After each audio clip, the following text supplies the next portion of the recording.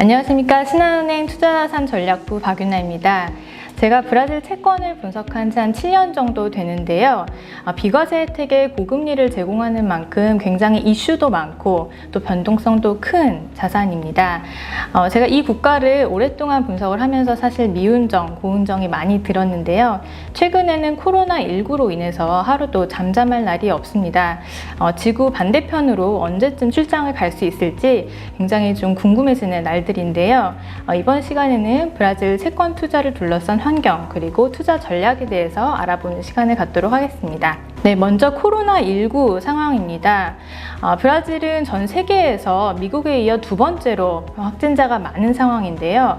하루에 4만 명에서 5만 명 정도 일일 확진자가 발생을 하고 있고 누적으로는 250만 명 정도가 발생을 하고 있는 상황입니다. 우리나라 상황과 비교했을 때 굉장히 많은 숫자인데요. 보우소나로 브라질 대통령 그리고 최측근들이 코로나에 감염이 되면서 음성 판정을 최근에 받기는 했지만 굉장히 그만큼 심각한 상황이라는 것을 아실 수가 있습니다. 이 코로나 피해가 확산되고 있는데도 보우소나로 대통령은 경제 회생을 위해서 사회 격리 완화를 주장을 하고 있고요. 그 자신은 마스크를 쓰지 않고 대외 활동을 하다가 심지어 기자들에게 고소를 당하기도 했습니다. 코로나에 확진된 이후에 하이드록시클로로퀸이라는 FDA와 WHO에서 안전성의 의문을 제기한 그런 약물을 홍보를 하는 등 상당히 비상식적인 행보를 이어가고 있기도 한데요.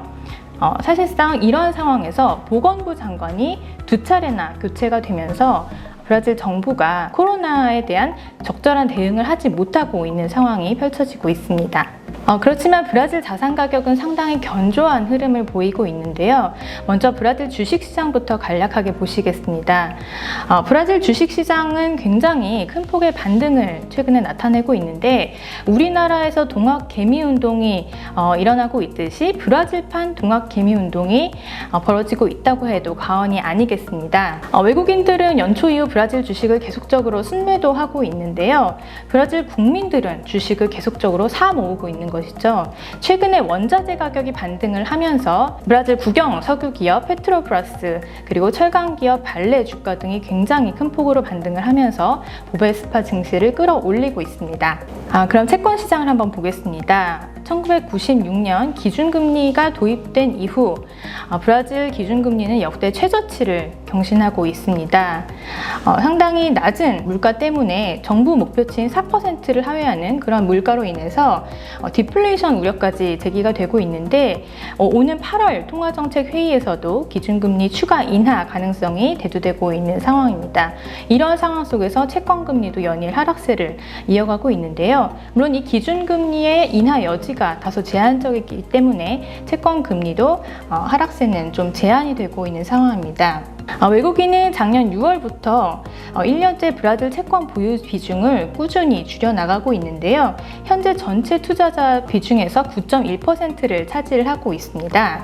10년 내 최저 수준인데요. 주식과 마찬가지로 외국인은 브라질 채권 시장에 대해서 여전히 보수적으로 접근하고 있다는 것을 아실 수가 있고요.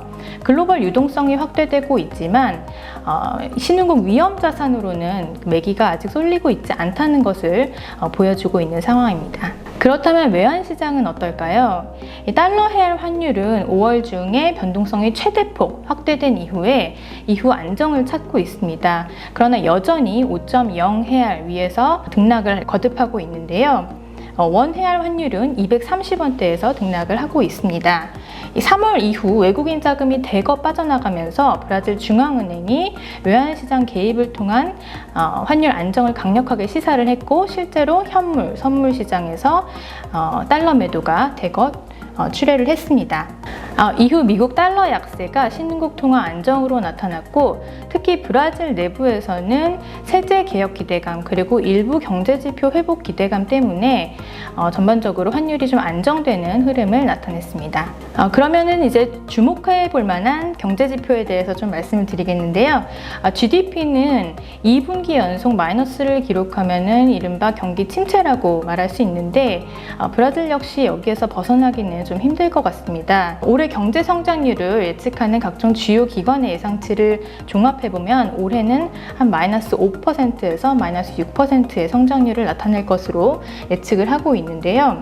이 브라질 하면은 원자재를 떠올리기 쉽상입니다. 그래서 원자재 수출이 부진해서 이렇게 성장률이 잘 나오지 않나 라고 생각하실 수 있는데 물론 맞습니다. 미중 갈등과 코로나 때문에 수출이 잘 되지 않고 있는 것은 사실이지만 사실 브라질 경제의 근간을 이루고 있는 약 65%를 차지하고 있는 분야가 바로 소비입니다. 네, 지난 3월 이후에 코로나로 인해서 브라질 소비 경기가 직격탄을 맞으면서 소매 판매 지표가 상당히 큰 폭의 하락세를 나타냈습니다.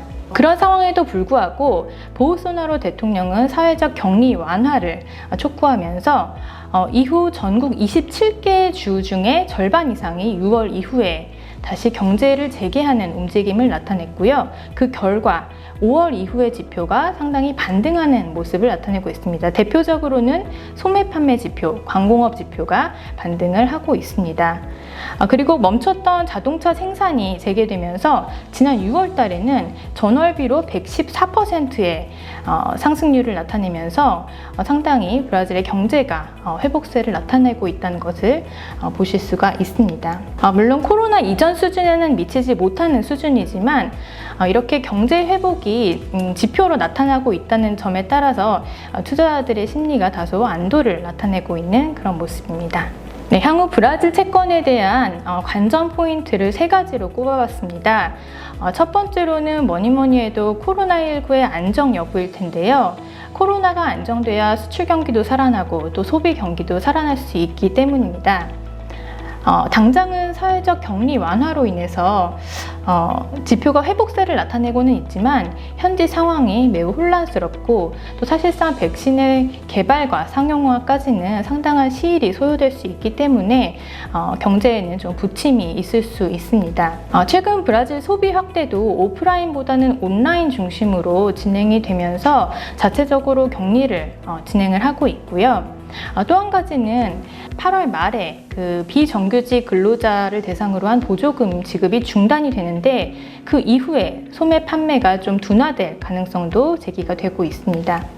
네, 이에 대한 대응책으로 정부는 사회 약자 계층에 대한 보조금 지급 수단인 렌다 브라질이라는 사회 프로그램을 가동시키기로 결정을 했는데 늦어도 9월경에는 새롭게 선보일 것이라고 발표를 했습니다. 보우소나로 대통령의 야심작이기도 한데요. 어쨌든 단기간 내 브라질 경제가 드라마틱한 반전을 하기는 다소 어려울 것으로 예상합니다. 네, 두 번째 포인트는 3대 개혁 추진 여부입니다. 이 3대 개혁이라 하면 세제 개혁, 공기업 민영화, 그리고 연금 개혁입니다. 작년 1월 브라질의 보우소나로 대통령이 출범한 시기 이후에 굉장히 야심차게 추진됐던 연금 개혁을 기억하실 것입니다. 연금 개혁이 제대로만 시행됐다면 브라질의 재정난을 타개하고 경제 체제를 크게 바꿀 수 있는 그런 좋은 기회가 될 수 있었는데요. 아쉽게도 코로나 이후 모든 개혁들이 잠정적으로 연기된 상태입니다. 이 재정 긴축이 상당히 어려워지면서 국제 신용 평가사들이 올해나 내년 중에 국가 신용 등급을 상향 조정할 수 있을 것이라는 기대도 상당히 물거품이 된 상태인데요. 최근 파울로 게지스 경제장관이 우리는 다시 개혁으로 눈을 돌려야 한다라고 얘기를 했는데요. 그에 대한 첫 번째 타자로 조세 개혁안이 의회에 제출이 됐습니다. 상당히 하원에서도 좋은 반응을 이끌고 있는데요. 예상보다 개혁이 빨리 진행될 수 있다는 그런 기대감이 시장에서 생기고 있는 모습입니다. 브라질은 GDP 대비 공공부채가 현재 81% 수준인데요. 연말까지 한 98% 수준까지 증가할 수 있을 것이라고 합니다. 그러한 와중에도 개혁 소식이 들린다면 분명 투자 심리에는 긍정적으로 작용할 수 있는 부분이 될 것입니다. 세 번째 포인트는 11월 예정된 지방선거입니다. 원래는 10월로 예정되어 있었는데요. 코로나로 인해 11월 15일과 29일로 연기가 됐습니다. 코로나 확산 이후 보우소나로 정부의 지지율이 상당히 하락한 상태인데요. 2022년 대선을 앞두고 대선에 대한 첫 번째 잣대로 가늠을 할 수 있는 그런 큰 정치적 이벤트인 만큼 보우소나로 정부도 상당히 신경을 쓸 것으로 예상이 됩니다. 최근 보우소나로와 대법원 관계가 악화되면서 여론이 안 좋아지자 보우소나로는 독불 장군의 행보를 잠시 멈추고 다소 유화적인 태도를 보이고 있는데요. 예전에는 보이지 않았던 중도파 의원들의 의견을 듣는다든지 테메르 전 대통령의 조언을 구하는 등 상당히 열린 행보를 보이고 있습니다. 최근에는 국민들의 신임을 얻고 있는 전 보건부 장관과 전 법무부 장관이 연대를 해서 2022년 대선에 출마를 할 것이라는 소식도 들려왔습니다. 그래서인지 보우소나로 대통령은 민심을 되찾기 위해서 굉장히 다양한 저소득층 지원 정책을 대대적으로 펼치고 있습니다. 결국에는 잃어버린 민심을 되찾고 지방선거 승리를 위한 전략이 아닌가 생각해 볼 수 있겠습니다. 네, 이제 마무리를 해야 할 시간인 것 같은데요. 사실상 코로나로 인해서 브라질의 상황은 단기간에 나아지기는 조금 어려워 보이는 것이 사실입니다. 경제 지표도 재차 흔들림이 있을 수 있습니다. 그렇지만 글로벌 상황, 그리고 브라질 내의 개혁 상황, 11월 지방선거를 앞둔 각종 지원 정책이 지속된다면 브라질 자산 가격의 하단은 어느 정도 지지가 되는 흐름이 나타날 수 있습니다. 근시일 내 브라질 채권 금리가 과거처럼 두 자릿수를 구가하는 시기처럼 반등하기는 어려울 것입니다. 왜냐하면 이 경기 침체에 따른 저금리가 지속되면서 상당히 기준금리 인상은 요원할 것으로 보이기 때문인데요. 그만큼 과거와는 다른 브라질 채권 투자 접근법이 필요할 것으로 생각이 됩니다.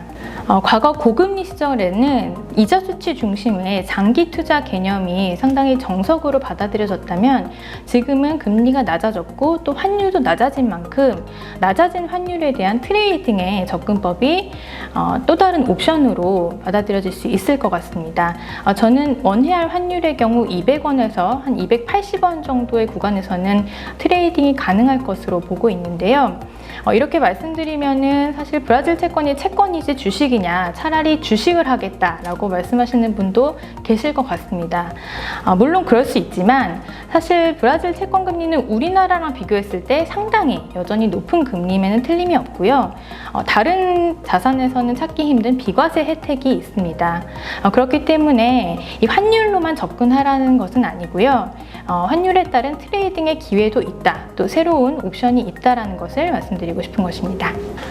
좀 더 전략적인 측면에서 말씀을 드린다면 브라질 채권에 투자는 하고 싶은데 헤어라 변동성이 좀 부담스럽고 나는 좀 더 보수적인 투자다 라고 생각을 하신다면 헤아라 표시 채권 말고도 달러화 표시 브라질 채권에 분산 투자를 하시는 것도 좋은 방법이 될 수 있을 것 같습니다.